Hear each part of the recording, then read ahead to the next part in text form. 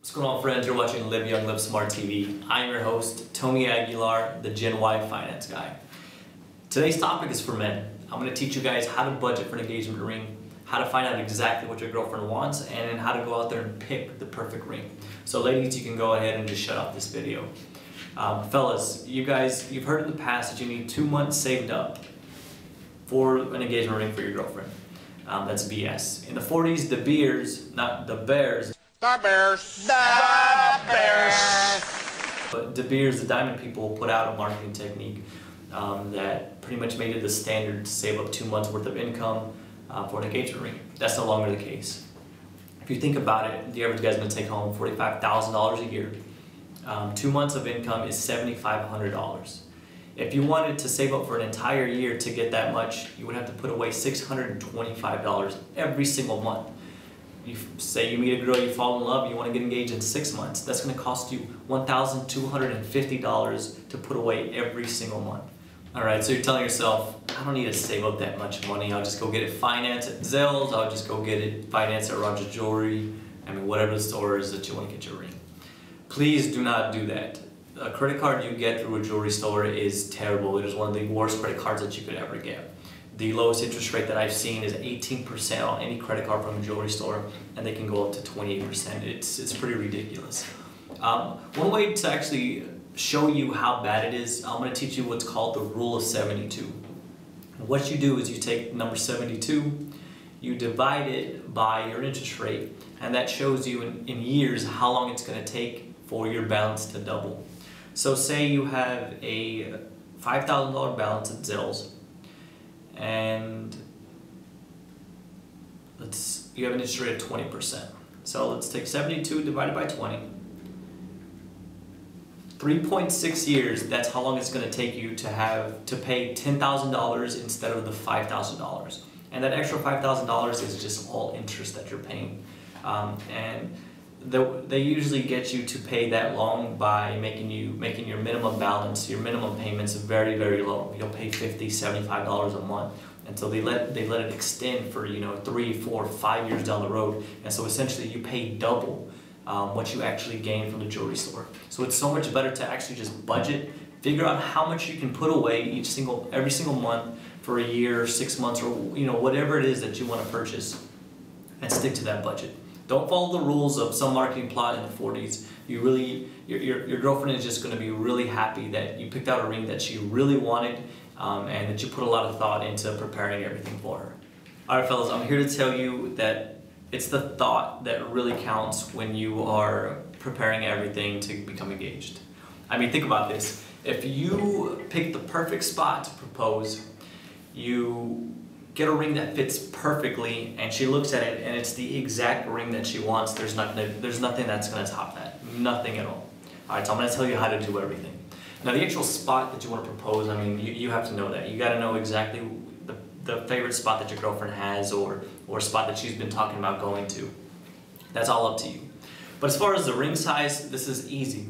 Wait till she's in the shower, wait till she's out with her girlfriend, shopping at work, whatever it is, and go into her jewelry box and find a ring that she wears regularly. Make sure she's not going to be wearing it that night, or you're not going to go out or something and she might be looking for it.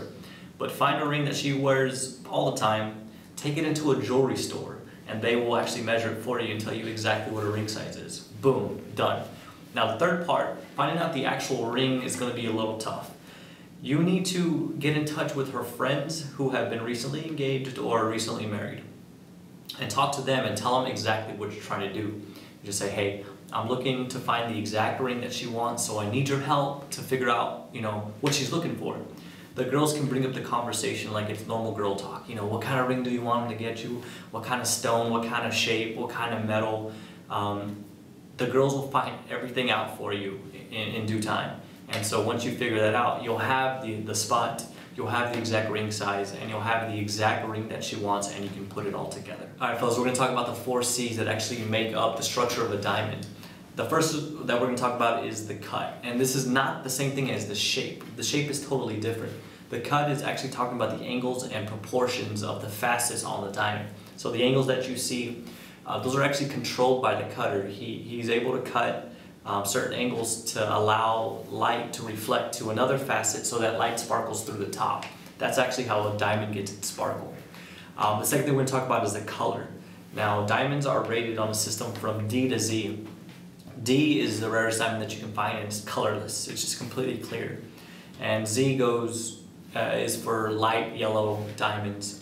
The most common are the white diamonds that we see that you and I are going to be able to purchase and afford.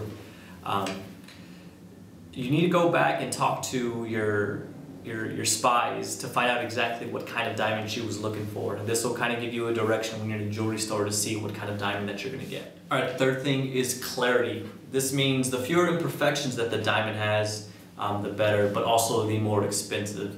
And when you're actually in a jewelry store shopping around, the dealer there or the representative of the store is going to be telling you about inclusions. And that is actually the same thing as talking about fractures or different minerals that are actually inside the diamond. And the fewer they have, the better it is, the more quality it is for you. All right, so the fourth thing, and probably the most common that everybody hears about, is the carat. The carat is actually the weight of the diamond. Everybody kind of gets carried away with this, and the heavier the diamond, the more carat it has, the more expensive it's going to be. But if you actually get a ring that is mounted properly, if you have like a master jewelry craftsman, he can actually mount a smaller diamond in a certain way that it looks bigger. It shines brighter. So really talk to the jewelry store that you're dealing with and tell them, you know, I can't afford a 2-carat diamond. I can only afford a 1-carat diamond, but I really want it to look a lot bigger than what it is. They'll definitely work with you on getting it developed and getting it customized that way. One of the most important things that a lot of people don't think about is actually getting your diamond insured. Most people have their jewelry covered through their homeowners or their renter's insurance, which is awesome. If you have a fire, if you get robbed and your stuff is stolen, your jewelry is stolen, then it's covered. That's great. But if your wife or your fiance makes you an awesome meal and then she's doing the dishes afterwards and then her ring slips and falls down the drain, your homeowners and your renter's insurance are not going to cover that. So check out what kind of policies the jewelry store has.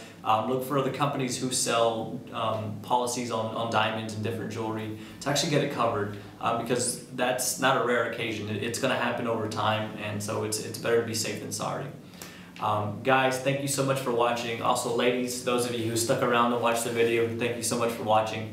If you guys have any questions or comments, shoot me an email at tony@amitiadvising.com. You guys have an awesome night. Take it easy.